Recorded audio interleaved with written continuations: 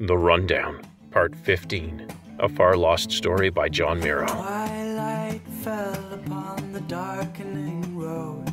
I found myself again alone. Street lights went out by one, by two, by three. Now reveled in the shadows that had grown. Yes, I reveled in the darkness I had known. It was too early in the day, Adda thought, lifting the hot mug of tea. His hand stopped just short of his lips. He used to love the mornings. Where did that thought come from? He wondered, but instantly chuckled, knowing the answer. There was a lot to get used to after a move. Starting with, Jane Kelly was not a morning person. Adda stared out the window ahead, overlooking Piertown, and took a sip of the tea. He was surprised by the taste and made an appreciative sound. He'd joined with Jane much earlier in life than he had with Duncan, his previous host, and her taste buds delivered an explosion of flavor to his senses. He set the cup down, still savoring the taste, and noticed the newsfeed playing on one of the 6 massive floor-to-ceiling windows ahead. Manta, Skanen, and human reporters were all jockeying for space on the steps of the Piertown Hospital. Adda swept the long black hair covering the right side of his head out of his eye. The scene at the hospital had something to do with the Roland Bird escape during the attack on the pier, he was sure. He brushed the collar of his silk robe, a nervous tick he'd picked up from Duncan. Roland Bird and his unknown human accomplice had already been preying on his mind. It couldn't be a coincidence Semet and Murdo wanted 2 sentients smuggled out of town, no questions asked. Since the request had been made, Adda had heard alarm bells. They were offering a lot in exchange. But what would the fallout be, to Adda and to his city? Adda never took work, no questions asked. On the other hand, he was smuggling someone out of the city, not in. Murdo and Semet were big players in Piertown, but they weren't big players beyond Locklaw. They were tied to the Sky City. They couldn't pack up and move out, so that ruled out death and carnage on a large scale, didn't it? Semet wasn't crazy. Murdo, maybe, but not Semet. Still, smuggling was their stock and trade. Why offer Adda a king's ransom to do it? Were these sentients Semet wanted out of town, no questions asked, tied up in something he didn't want his fingerprints on? Perhaps they were evidence of something the half of the police force not on someone's payroll could use as a smoking gun against Semet, and that's why the crime lord wanted them out of the city without having his fingerprints all over it. Adda put an arm on the back of his chair. He watched the reporters preparing their cameras and microphones, letting the question of Semet and Murdo's request roll around in his mind. On one hand, a regular client was asking him to take on an unknown risk. On the other hand, Semet was offering Adda a fortune in lieu, and a favor to be named later. He sensed an opportunity here, but was it worth risks he couldn't even calculate? "You asked for this," Adda muttered to himself, and laughed. Yet another of Duncan's lines. A small ache tore at his heart. He missed his friend so. Still, Duncan had been suffering. Even Adda's hide metabolism could only extend life so far. In many ways, his ending had been a blessing. Adda's grin showed hurt in it, conjured by the memory of the emotions and energies swirling in Duncan as he fought back against the frightened, hateful children that had killed him. He'd had a great life, and got his licks in at the end, too. That would have been important to Duncan. His old host had been right, though. Adda had asked for this.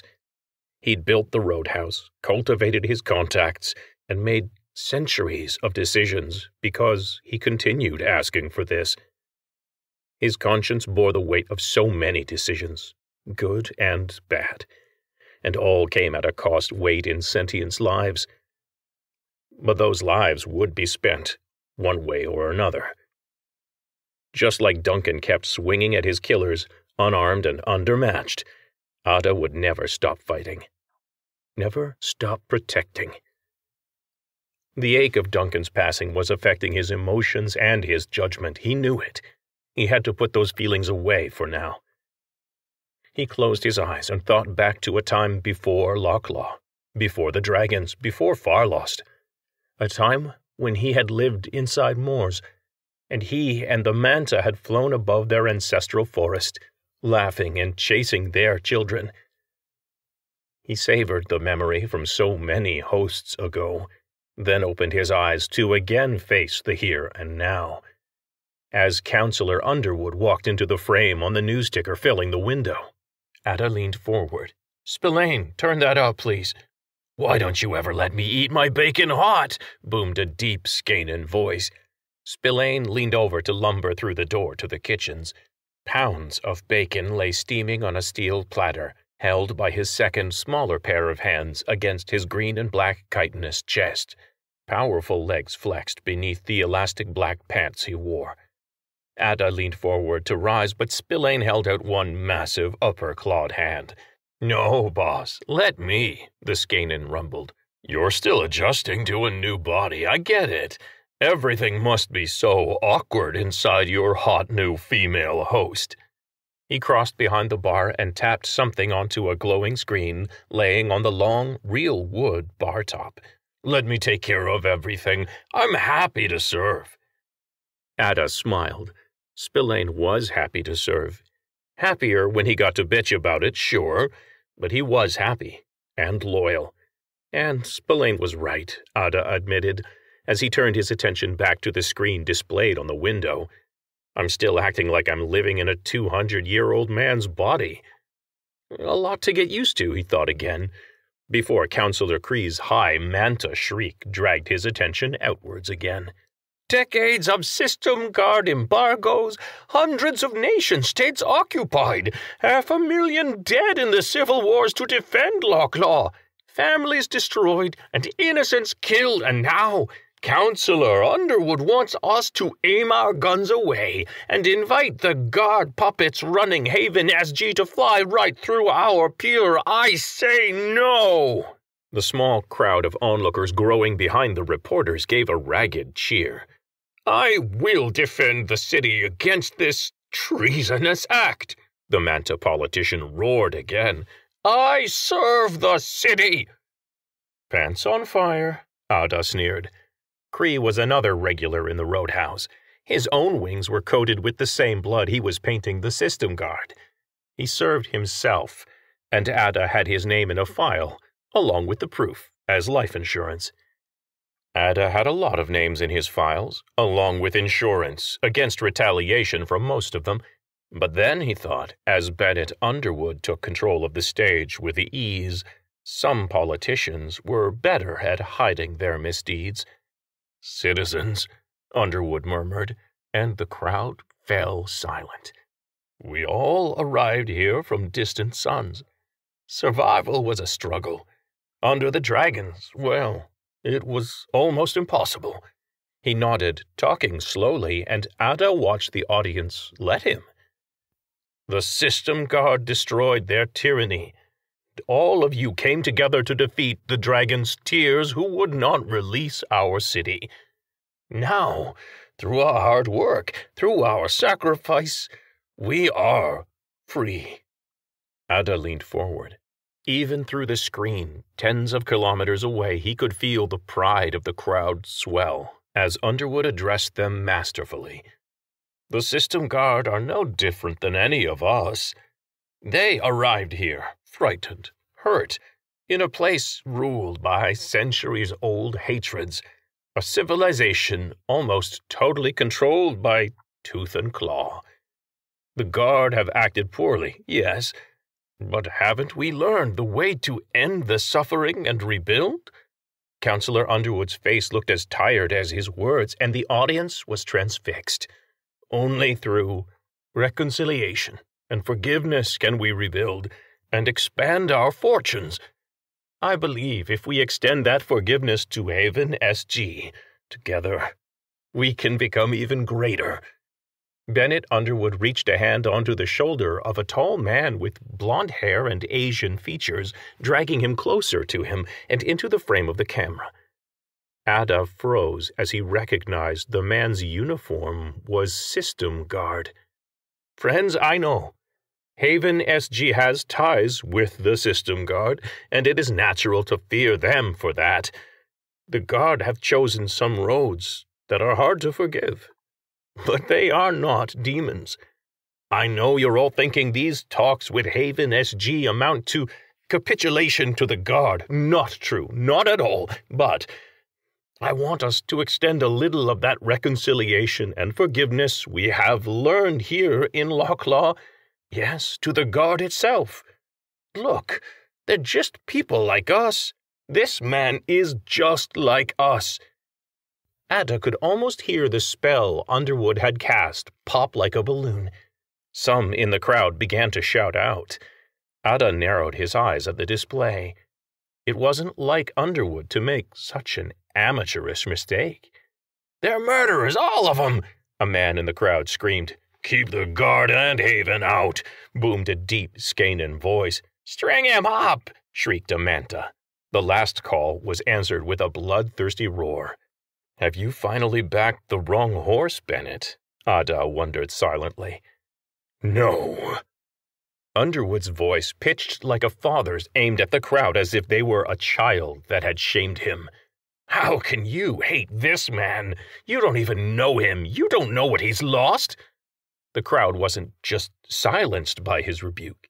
It was as empty of sound as the vacuum of space. "This is Donald Tyson. He was born a slave on a pirate mining colony in the Winterbelt. The System Guard freed him and his brother and hundreds more just like him. They fed him, they sent him to school, and yes, asked him to fight for them. How is that any different from what you want for your children?" "Our kids ain't killers," a woman's voice spat. Underwood shook his head sadly. "No, ma'am, they are not. And neither is Officer Tyson. He's just a man who was given another chance to exist, him and his brother, and he became a police officer. That's what brought him here today. This man came to Locklaw to bring Roland Bird to justice." Adda's mouth hung open. Pieces were clicking together in his head. Cree floated into frame during the shocked silence that followed, the graspers by his mouth shaking with rage.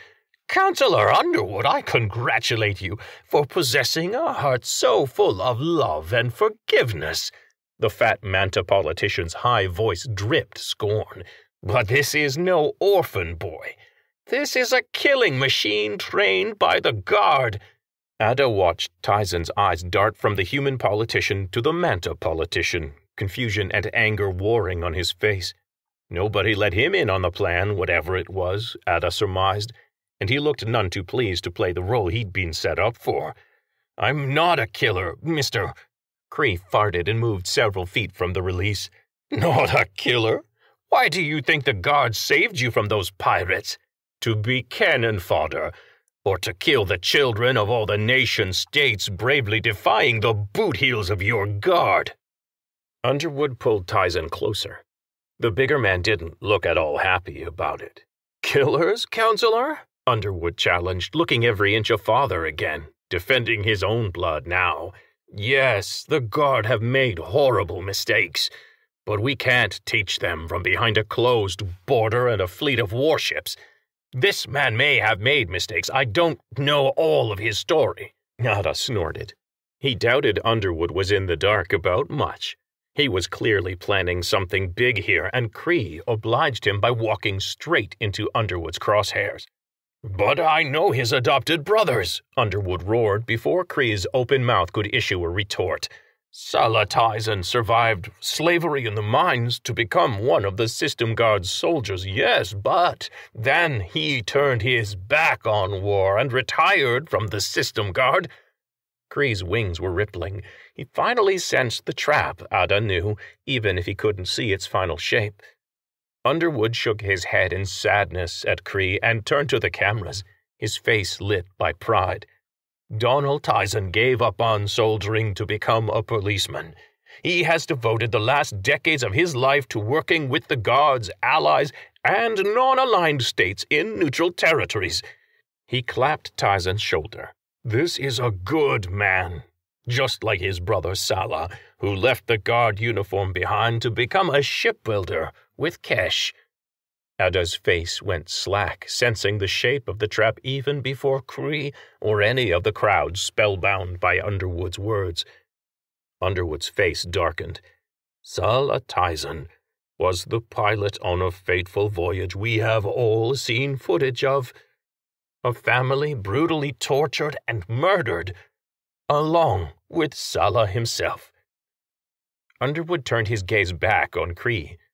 Adda could feel the weight of the crowd shift with him. Salah gave his last breaths, pleading for the lives of the crew, not for himself. Donald Tizon is here to bring the terrorist responsible for the Kesh Shipyard's massacre to justice. Will you stand in his way, Counselor? Cree was speechless. Even the rippling of his wings had ceased. He'd been beaten, and he knew it. "No," Cree said in a small voice. "No, I won't," he said, even stronger now, and swooped around to lay a mouth-grasper on Officer Tizon's other shoulder. "Thank you for your service, Officer Tizon." The manta's mouth was pressed tight with emotion Adda suspected was rage at being outplayed, but could still pass for compassion on the camera. "Welcome to Locklaw." The crowd cheered, applauded. Women cried. Spillane groaned. "Oh, brother!" Adda heard the Skanen's claws scratch controls, and the screen winked out, revealing more of Piertown and the Ringway line in the distance. "Game, set, and match," whispered Adda in growing awe and fear of Bennett Underwood. He stood and paced, worrying more mental puzzle pieces into position. "Boss?" Spillane's voice was surprisingly gentle and surprisingly close. Adda stared up at his friend, saw the Skanen's mandibles twitch with concern. He saw Jane's delicate features reflected back at him in Spillane's 6 black eyes, all swiveled towards him on their eye stalks. "I do so hate politics, Spillane. Give me an honest criminal any day." Spillane laughed, munched another piece of bacon, and returned to the bar. Adda returned to his seat, pulling a slate from the pocket of his silk robe. He set it on the table and gestured in the air above it, pulling a small holo of the same press conference and conjuring a listing of his private files into the air beside it. The crystal-clear hologram showed the press conference breaking up. The politicians all filed back inside. The camera's view panned from the top of the stairs to the bottom, focusing on a reporter verbally regurgitating the affairs for those viewers joining late. Adda reached out to close the feed with a wave of his hand, when a familiar shape broke through the police line, behind the reporter, waving a badge, then loping up the stairs to stop Guard Officer Tizon. Inspector Nicodemus Usher grabbed Tizon by the elbow and dragged him to the side of the building and out of sight. "This is another fine mess," Adda muttered to himself, and then moved his frozen hand to dispel the video. Another hand wave, and the sensors in the slate began recording. "Good morning, Jane. I trust you slept well." He kept a gentle smile on his face, hiding the concerns beneath it from the camera and the woman he needed to discuss things with. The woman whose consciousness slept inside their shared body as Adda guided it through the world, and through a coming tidal wave he was only beginning to understand.